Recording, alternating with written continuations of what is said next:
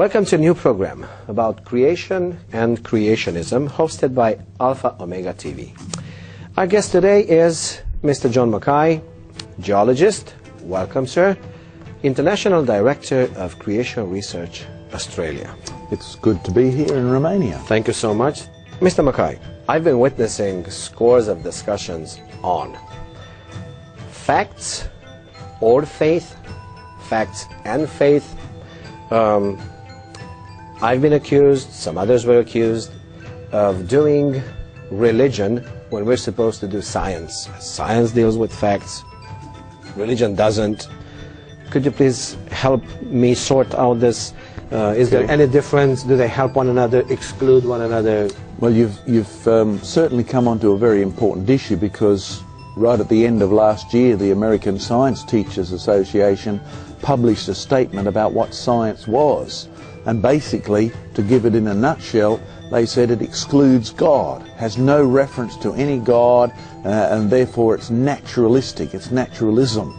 And so they've said, there's the line, on this side there's science, on that side there's religion, on this side there's faith, fact rather, on that side there's faith, and the two have nothing to do with each other. Now, it's a popularly believed statement, but it turns out to be totally false. Let me illustrate it to you. I got here in the studio before you for this program, correct? Yes. I watched you come in and sit down. Now, you sat down by faith. I can prove it. You see, I did not see you bend down to check if any of the cameramen had taken a hacksaw to cut through the legs of the chair. You didn't, did you? No, I didn't. So therefore you assumed, or you believed, that the chair was safe to sit in, correct? Yes. Okay, now wherever you assume something, or you believe it, or you hope it's true, the word faith comes into existence because you did not check the facts. But now that you've sat down by faith, there needs to be another point made. It's not your faith which is holding you up. It's the fact that the chair is worth having faith in. Now you see, the Bible has an interesting point about this whole issue. And in fact, the more you study science, the more you begin to realize that fact and faith are actually like that. And anybody who tries to separate them is lying to you. What they've really done is join the facts to a different faith. Now, the impact of the Bible in the history of scientific thinking has been profound. Let me just bring a couple of things. Being a geologist, I like to dig up fossils. You don't know what fossil is, don't you? Well, a fossil is... well, look, let me give you one and you can start again. Any suggestions as to what kind of fossil that is? Well, an old one. Well, look, let me make it plain for you. Okay. F-O-S-S is an old word, a Latin-based word, Okay. right? Yes. It means whole. And I-L is what's in the hole. So guess what you've got to do to usually find fossils? Let me guess. You dig a hole, You dig a hole. and you grab the That's fossil. Right, very good. And the rest is a story for children's textbooks. You see, we dig up a trilobite like you've got there, Okay. and then they proceed to tell a story about millions and millions of years ago.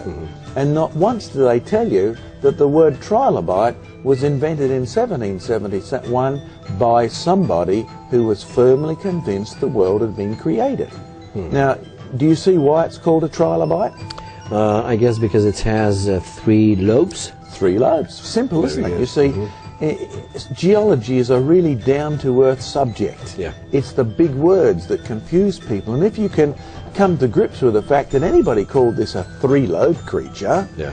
but when you learn to say trilobite, they pay you a lot more, right? And that's the only difference. Yeah. It's really a simple subject. Okay, so there's one fossil. I better get out another one, because we don't want to lose track of the fact that when people tell you science is over there, religion is over here, evolution is over there, creation is over here, fact is over there, and faith is over there, they are ignorant of the very nature of science. All right, now, here's one of my favorite fossils. Do you know what it is? It seems to be a tooth. A tooth. Quite a Very big good. one. Rather big. You'd probably have a good dentist bill if your tooth was that big. Ooh, yeah. But you see, to you and I, it's so evident, self-evident, obvious that this is some sort of a bug, and that's some sort of a tooth. Yes. And we never find out that it wasn't that obvious at all. You see, we know what shark this comes from today because this version of shark still lives in Australia, but it's only got teeth this big. Oh. So sharks have actually gone downhill. But get back to the main question. How did we find out this was a shark's tooth? Answer, there was a fellow who became a bishop in the church. His name in Latin was Steno. Those of you who are viewers who are watching and you do geology, you'll know about Steno's principles of superposition. He wrote the 3 basic ground rules for geology. Very rarely do they find out he became a bishop. And his whole framework was Christian, creation-based, and Noah's flood-based. Okay, now, what's all that got to do with shark's teeth? Well, he was the fellow who figured them out. You see, in his day, here's what people believed. You see, they saw them like that. And then they thought, aha, Oh, no. it looks like a tongue. Yes, it does. So they called them tongue stones. Oh. And the big ones became daddy tongue stones, and the little ones became mummy tongue stones, and the little tiny ones became baby tongue stones, and it made a wonderful story. It's so hard to believe because you and I see shark's tooth. Yeah. We see fossil. They saw tongue stone. So we do have to ask the question, these were not stupid people. How did they reach that conclusion? And to find the answer, you have to go back and say, why do we call some school buildings gymnasiums? Do you know, by the way? It has something to do with Greek. Greeks. Okay, so the Greek influence dominated education for thousands of years. So question, what did the Greeks think? Answer, well, we know what faith they had. In fact, do you remember how many gods they had? Something like zillions. Yeah, they had a god for Monday, a god for Tuesday, a god for Wednesday, a god for the ball game, a god for McDonald's, and one left over just in case, right? Just to make sure Just to make everybody's sure happy. that everybody's happy. Yeah, they didn't want to offend anybody. Now, do you remember what their gods were like? Kind of like Superman, Batman's today. Yeah, Superman crossed with Batman crossed with the Joker. Yeah, yes. That's about it, right? And so you'll find that their gods were just us growing big. Oh, yeah. And if you could get drunk, they could get drunker. And if you could get angry, they could get angrier. And if you could play tricks, they could outsmart you any day of the week. I bet. Okay, now put that in your mind. And you're Joe, the Greek fisherman. And you go down and you dig up a rock. Yep. And you split it open, and in the rock you find that. A fish. A fish. Mm. Okay. Now, to you it's obvious. Yeah. It was obvious to Joe the Greek fisherman. But you see, he had a set of glasses on that was framed by his religious thinking. And everybody sees the facts through a set of glasses. And here's what Joe the Greek fisherman did. He said, I'm not stupid. Fishes don't live in rocks. Fishes live in the sea. Nice try, Zeus, but you haven't fooled me this time. Pull the other leg. Oh, those gods, they've got a good sense of humour. And they wrote down in their books that the fossils were put in the earth by the gods to play tricks on us. So, if the gods are playing tricks on us, I would have guessed there is the same thing. It really does look that way. exactly right. Okay, so you just make it up as you go along. And so because the Greeks had the wrong religion, they could never come up with the right science. You see, I keep telling people that if you don't ask the right questions, don't expect the right answers. And if you only have the wrong questions, you'll get nowhere near the right answers. And so therefore, geology was not possible to them. Not because they were dumb, because look at the buildings they built, right? Not because they were imbecilic, but because the glasses they wore that described the world for them were wrong. They had the wrong faith, therefore there were certain facts they could not make use at all. Why not? Because fact and faith have to go hand in hand. You want to make use of the facts? You have to have the right faith. So don't be surprised, it's not until the Middle Ages, and just after that. You've heard of Martin Luther? Oh, of course, yes. I know you've got a degree in theology, so tell me, what do you know about Martin Luther? I know about him that as he studied his Bible, finally, he realized what really salvation is and who's the So provider he of had been a salvation. university student. Yes, he was, yes. How did he earn his money to pay his way through? Wasn't he a monk? Well, yes, he was a monk as well, but Yes. that's only part of it. But you see, his father and he had been involved in all sorts of financial schemes, including being dealers in coal. Yes, yeah. You heard of coal? Yes, Right? yes, I did. Okay, and coal is full of plant remains. So don't be surprised when Martin Luther finally wrote a commentary on Genesis, you begin to find reference to fossils. How do you get coal, by the way? Well, you just dig it out. Dig a hole, Oh, fossil. yeah, oh, yeah, exactly. Okay, Oh, fossil. yeah, yeah, Catching yeah. on? Good, good, okay, these words are really important. So they dug up the coal, and in it they found plants. Whereupon they have a new question. You see, how many gods did Martin Luther have? Just one, that's for One. sure. Okay. Did this God play tricks? No, at all. Did this God make the earth? Yes, he did. Ah, and Martin Luther is famous for knowing his Bible, correct? Oh, yes. In fact, the book that he loved most was Romans, correct? Yes, exactly. Okay, read me Romans chapter 1, verse 20. For the invisible things of him from the creation of the world are clearly seen, being understood by the things that are made, even his eternal power and Godhead, so that they are without excuse. Ah, so the God who made the world, you can see the evidence of his nature Yes. in the things that he created. Exactly. Isn't that what it said? Yes, exactly. Okay, That's so right. if this God could be trusted, Yes? then what do you know about the rocks? Were they there to play tricks on you? No, they're not. Ah, so if God could be trusted, the rocks could be trusted. Oh, yes. Ah, now, you're Joe the Christian fisherman. Wow. Good. Did I evolve or just I change? You were converted. Oh, thank you very Okay? much. And so you wander down to the beach, you pick up a rock, and you split it. And in it, you see what looks like a Fish. preserved herring. Oh, yeah. Okay? Yes, This is what yes, it is. yes, It is a yes, herring. yeah, yeah. Okay? And because you've broken open the rock, it's a fossil, you know that. But you see, you've now got a different set of glasses than the ancient Greek man. Yes. And here's what goes through your mind.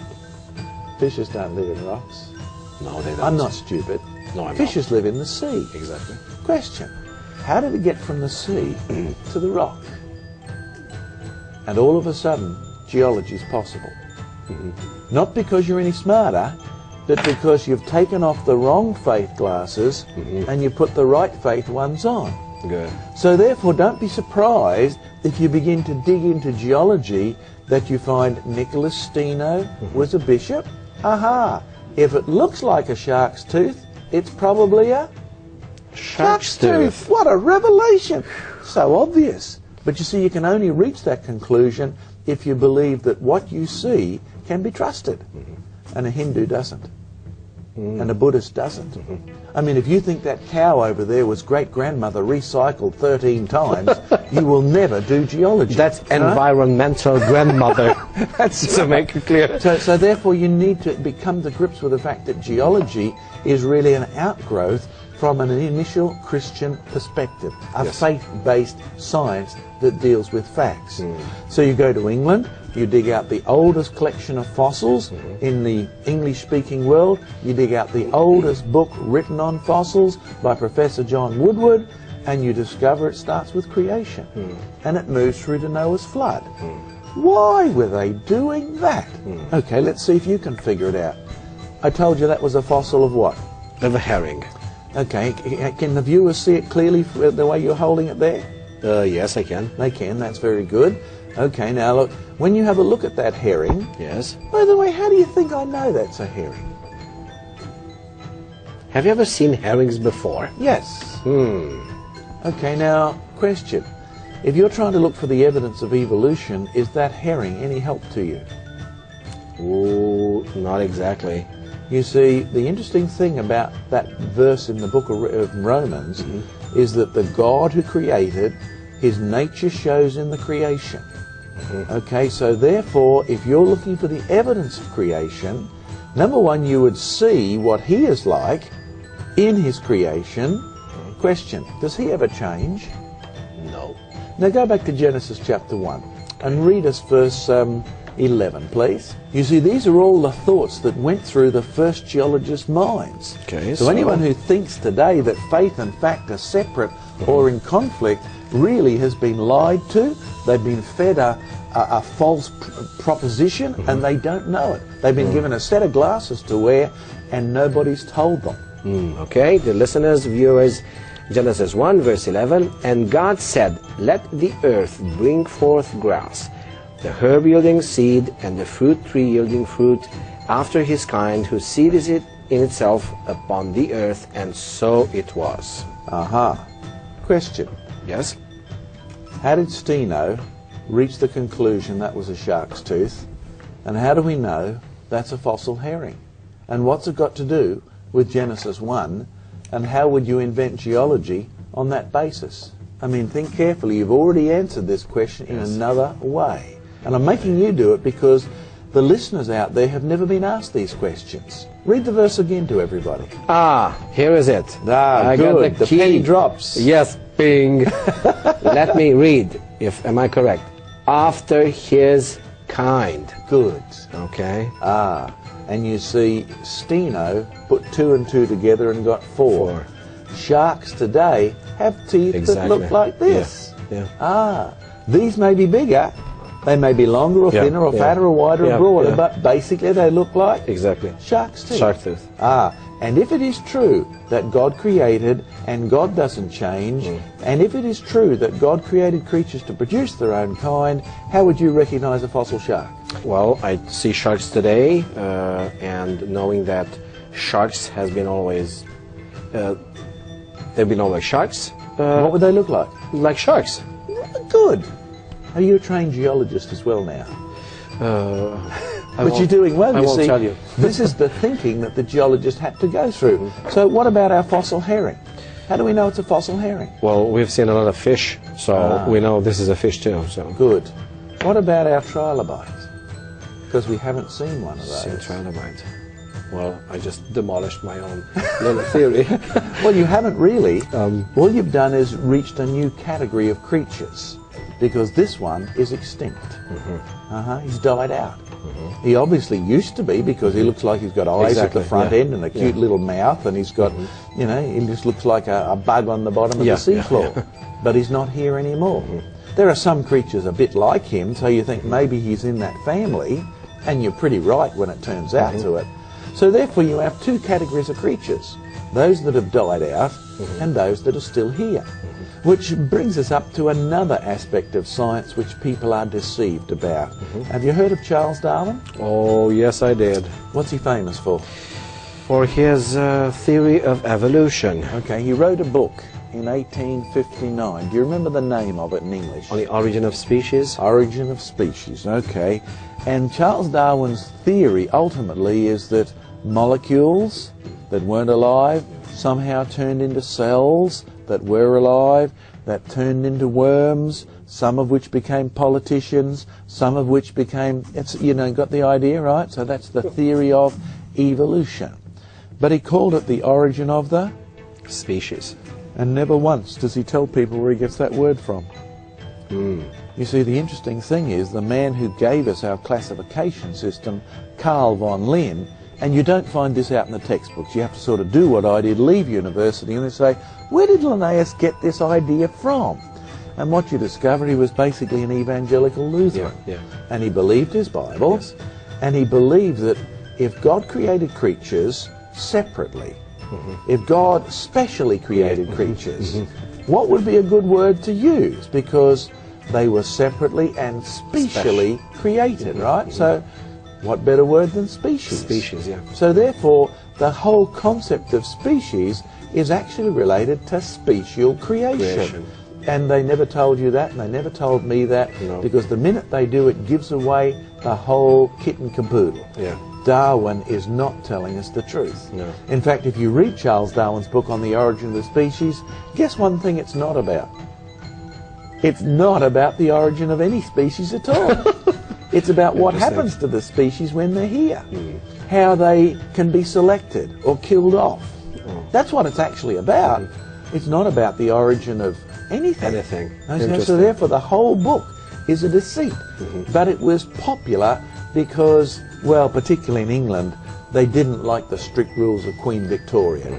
And those strict rules were based on the church's teaching that God had absolute right to make rules. You want to get rid of Queen Victoria's rules, you have to get rid of the God who gave a basis for those rules. He was the creator, so what better way?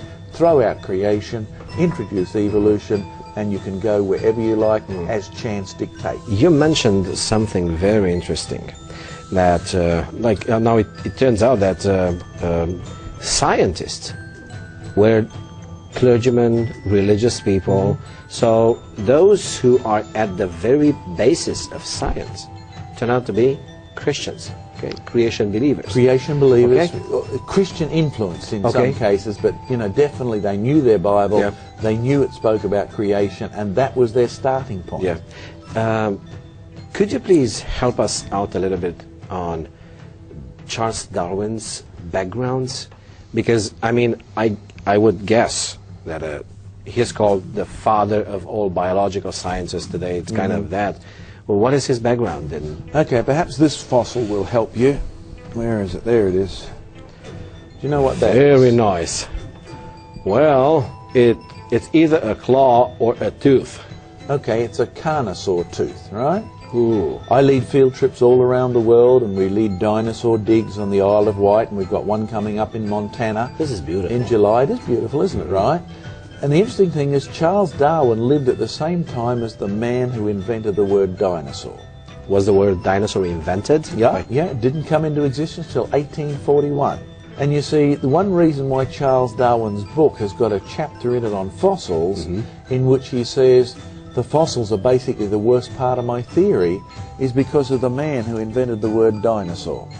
You see, his name was Sir Richard Owen, and Sir Richard Owen was the founding director of the Natural History Museum in London, and it was set up to be a showplace of all of God's creatures. Okay, hold on a minute.